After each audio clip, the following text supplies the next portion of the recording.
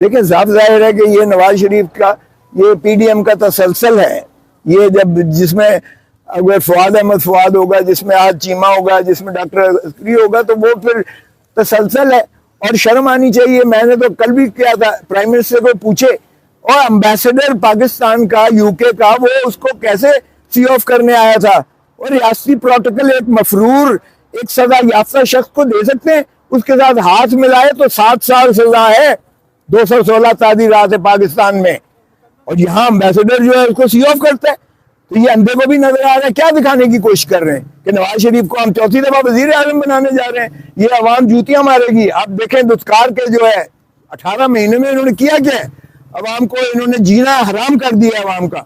नवाज शरीफ आएगा तो दूध की नदियां बह जाएंगी, नवाज शरीफ आएगा तो लूट मार करके धरती माँ का जो कुछ बचा है वो भी ले जाएगा अगर नवाज शरीफ को दोबारा आपने इक़्तिदार दिया तो। गवर्नमेंट ने अवाम को रिलीफ किया, 40 में पेट्रोल लीटर कम किया, आप इसको भी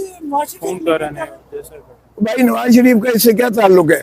वो दुनिया बैनुल अक़वामी तौर पर रेट जो है तेल का वो फिक्स होता है। अगर बैनुल अक़वामी तौर पर रेट गिर गया है तो ये इन्होंने कौन सा एहसान किया है पाकिस्तान पर? सोचा था, मेरा नाम ही सुना है आने का तो डॉलर गिर गया है।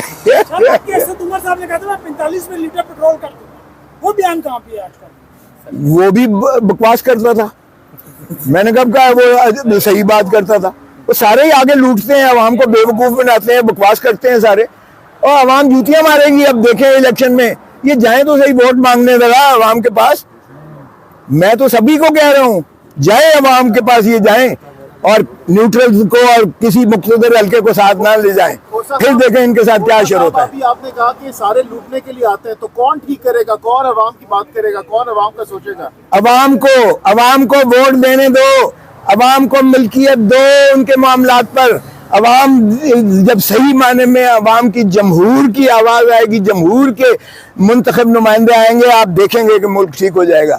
ये छोड़ो, आपने लुटेरों का टोला बना रखे हैं, आपने जो है मुसीबत ये है माफियाज बना रखे हैं और वो माफियाज नचोड़ रहे हैं आपको। अभी तक पाकिस्तान की आवाम को समझ नहीं आ रहा है। खुदारा आप वोट दें तो इन लुटेरों को मत दें वोट, और आप अपना वोट का इस्तेमाल करें उस शख्स को दें जो पाकिस्तान की मोहब्बत दिल में रखता हो, जो आवाम का खिदमत करना चाहे। वो यार केयर टेकर, ये चेयर टेकर है, ये केयर टेकर का काम ही नहीं है जो तकरीरियां कर रहे हैं।